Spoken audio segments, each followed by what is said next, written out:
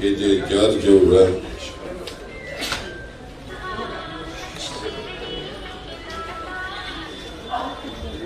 ಈಶ್ವರ್ ಖಂಡ್ರೆ ಅವರ, ಉಪಾಧ್ಯಕ್ಷರಾದಂತಹ ಕಾರ್ಯಾಧ್ಯಕ್ಷರಾದಂತಹ ಚಂದ್ರಶೇಖರ್ ಅವರ, ವಿಧಾನ ಪರಿಷತ್ನಲ್ಲಿ ಸರ್ಕಾರದ ಮುಖ್ಯ ಸಚೇತಕರಾದಂತಹ ಸಲೀಂ ಅಹಮದ್ ಅವರ, ನಜೀರ್ ಅಹಮದ್ ಅವರ, ಅವರ, ಆಂಜನೇಯ ಅವರ, ಇತರ ಎಲ್ಲ ರಾಜ್ಯ ಘಟಕದ ಪದಾಧಿಕಾರಿಗಳೇ, ಇಲ್ಲಿ ಆಗಮಿಸಿರ್ತಕ್ಕಂಥ ಎಲ್ಲ ಆತ್ಮೀಯ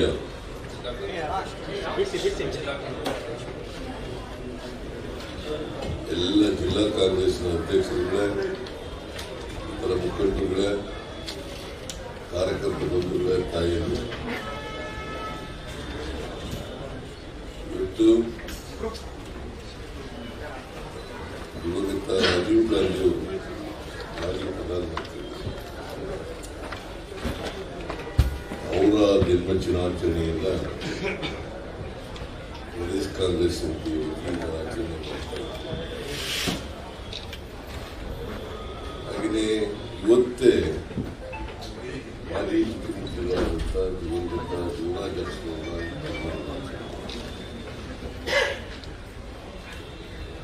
ಅದನ್ನು ಕೂಡ ಆಚರಣೆ ಮಾಡ್ತಾ ಇದ್ದೀವಿ. ರಾಜೀವ್ ಗಾಂಧಿ ಅವರು ಬಹಳ ಚಿಕ್ಕ ವಯಸ್ಸಿನಲ್ಲೇ ಈ ದೇಶದ ಪ್ರಧಾನಮಂತ್ರಿ.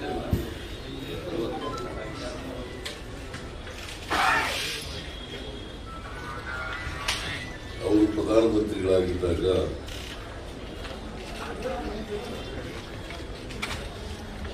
ಆಧುನಿಕ ಭಾರತದ ಕನಸನ್ನು ಕಂಡಿದೆ.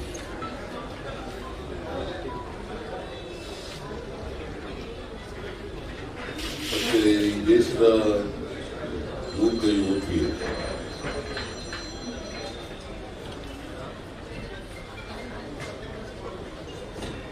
ಭವಿಷ್ಯವನ್ನ ರೂಪಿಸ್ತಕ್ಕಂಥವ್ರು ಅಂತಕ್ಕಂಥ ಯುವ ಜನತೆ ಮೇಲೆ ಅಪಾರವಾದಂಥ ಭರವಸೆ ಇದೆ.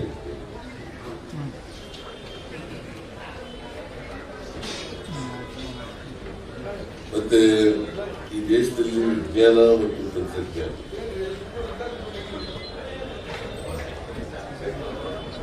ಅದರ ಬೆಳವಣಿಗೆಗೆ ಕಾರಣಕರ್ತರಾಗಿದೆ.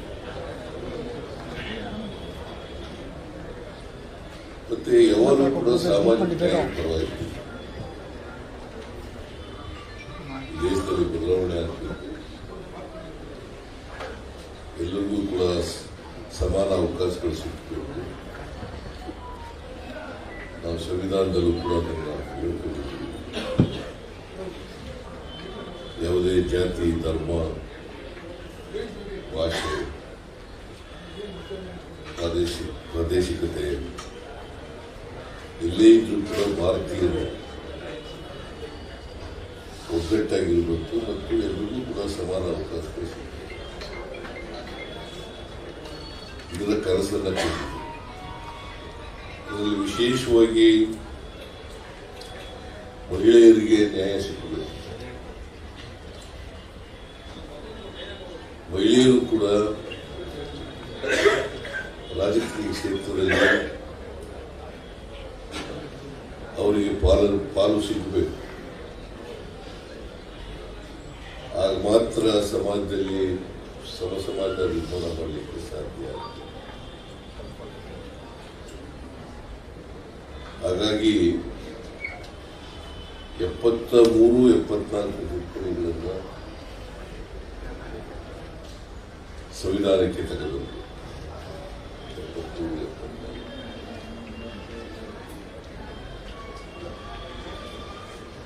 ಸ್ಥಳೀಯ ಸಂಸ್ಥೆಗಳಲ್ಲಿ ಮಹಿಳೆಯರಿಗೆ ಮೀಸಲಾತಿ ಸಿಗಬೇಕು. ಆದರೆ ರಾಜಕೀಯವಾಗಿ ಮೀಸಲಾತಿ ಸಿಕ್ಕಿ ಅವರು ಕೂಡ ಸಕ್ರಿಯವಾಗಿ ರಾಜಕೀಯದಲ್ಲಿ ಪಾಲ್ಗೊಳ್ಳಬೇಕು. ಅದಕ್ಕಾಗಿ 73-74 ತಿದ್ದುಪಡಿಗಳನ್ನು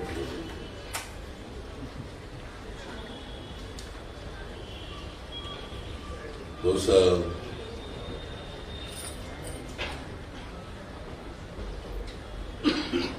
ಈ ದೇಶದಲ್ಲಿ ಏನಾದರೂ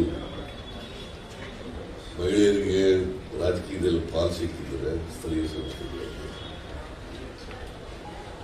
ಈ ತಿದ್ದುಪಡಿಗಳು ಕಾರಣ ಸಂವಿಧಾನಕ್ಕೆ ತಿದ್ದುಪಡಿಗಳು ಕಾರಣ ಮಾಡಲಿಕ್ಕೆ ಸಾಧ್ಯ.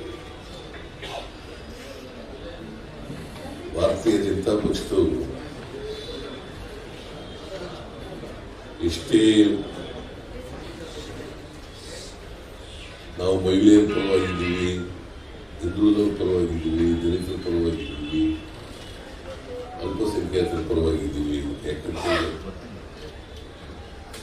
ನರೇಂದ್ರ ಮೋದಿಯವರು ಪದೇ ಪದೇ ಹೇಳ್ತಾರೆ, ಬಿಜೆಪಿಯವರು ಕೂಡ ಅದನ್ನ ಒಂದು ರೀತಿ ಬಾಯ್ಪಾಠ ಮಾಡ್ಕೊಂಡು ಒಂದು ರೀತಿ ಹೇಳ್ತಾರೆ. ಸಬ್ಕ ಸಾಥ್ ಸಬ್ಕ ವಿಕಾಸ್, ಅದು ಸಬ್ಕ ಸಾಥ್ ಸಬ್ಕ ವಿಕಾಸ ಅಲ್ಲ, ಸಬ್ಕ ವಿನಾಶ್.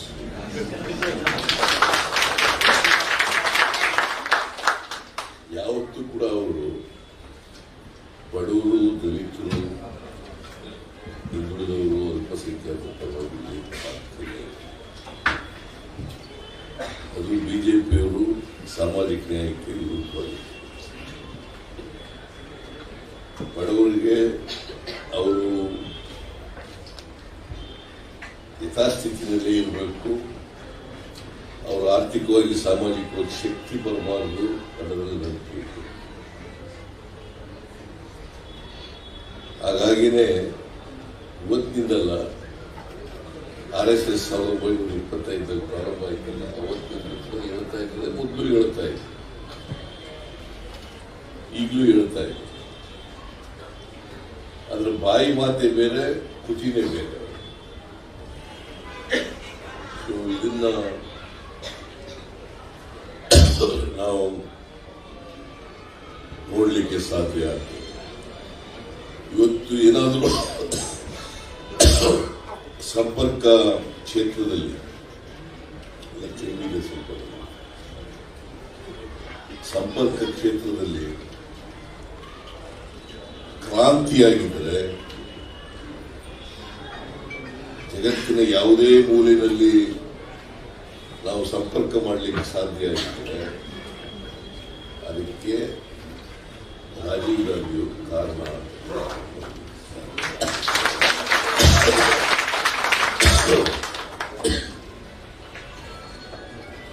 ರಾಜೀವ್ ಗಾಂಧಿಯವರು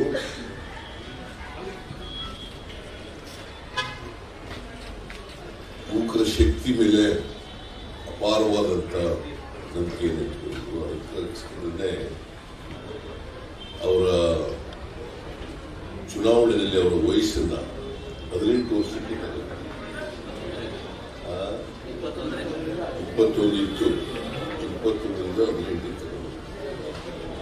ಅವರು ಚುನಾವಣಾ ಪ್ರಕ್ರಿಯೆಯಲ್ಲಿ ಪಾಲ್ಗೊಳ್ಳಬೇಕು ಯುವಕರು. ಆ ಮೂಲಕ ದೇಶದಲ್ಲಿ ಬದಲಾವಣೆಯನ್ನು ತರಬೇಕು. ಯುವಕರಿಗೆ ಅವರ ವೋಟಿಂಗ್ ಮತದಾರರ ಹಕ್ಕನ್ನು 18 ವರ್ಷಕ್ಕೆ ಕೊಟ್ಟವರು ರಾಜೀವ್ ಗಾಂಧಿ ಅವರು. ಆದರೆ ದುರದೃಷ್ಟ ವಿಷಯ ಅವರಿಂದ ಇರಬೇಕಾಗಿತ್ತು. ದೇಶದಲ್ಲಿ ಬದಲಾವಣೆ ಕಾಣಬೇಕಾದ್ರೆ ಬರೀ 5 ವರ್ಷಗಳು ಮಾತ್ರ ಅವರು ಪ್ರಧಾನಮಂತ್ರಿಯಾಗಿದ್ದಾರೆ.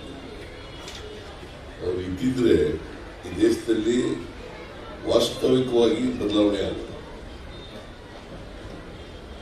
ಅತ್ಯಂತ ಪ್ರಾಮಾಣಿಕ, ದೂರದೃಷ್ಟಿ ಇದ್ದಂಥವರು, ದೇಶದ ಬಗ್ಗೆ ಕಾಳಜಿ ಇದ್ದಂಥವರು, ಸಮಾಜದ ಬಗ್ಗೆ ಕಾಳಜಿ ಇದ್ದಂಥವರು, ಅವರು ನಮ್ಮನ್ನು ಬಹಳ ಚಿಕ್ಕವಹಿಸ್ತಾರೆ. ದೇವರಾಜ ಅರಸರವರು ಕೂಡ ಸುಮಾರು 2072ರಿಂದ 80ರವರೆಗೆ ಈ ರಾಜ್ಯದ ಮುಖ್ಯಮಂತ್ರಿ. 72ರಿಂದ ಬಹಳ ದೀರ್ಘಕಾಲ ರಾಜ್ಯದ ಮುಖ್ಯಮಂತ್ರಿಯಾಗಿ ಈ ರಾಜ್ಯದ ಆಡಳಿತ ಚುಕ್ಕಾಣಿಯನ್ನು ಹಿಡಿದಿದೆ. ಅವರ ಅವರನ್ನ ನಾವು ಸಾಮಾಜಿಕ ನ್ಯಾಯದ ಹರಿಕಾರ ಅಂತ ಬೇಕಾಗಿತ್ತು. ಯಾಕಂತಂದ್ರೆ ಅವರು ಆಯೋಗವನ್ನ ರಕ್ಷಣೆ ಮಾಡಿ ಹಿಂದುಳಿದವರಿಗೆ ಮೀಸಲಾತಿಯನ್ನ ಕೊಟ್ಟವರು ಶಿಕ್ಷಣದಲ್ಲಿ ಮತ್ತು ಆಮೇಲೆ ಸಮಾಜದ ಕಡೆಯ ಮನುಷ್ಯರಿಗೂ ಕೂಡ ಯಾರು ನಿರ್ಲಕ್ಷ್ಯಕ್ಕೆ ಒಳಗಾಗಿದ್ದರು, ಹಿಂದುಳಿದವರು, ದಲಿತರು, ಅಲ್ಪಸಂಖ್ಯಾತರು, ಅವರನ್ನ ಅವರಿಗೆ ರಾಜಕೀಯವಾಗಿ ಗುರುತಿಸಿ ಅವರಿಗೆ ಚುನಾವಣೆಯಲ್ಲಿ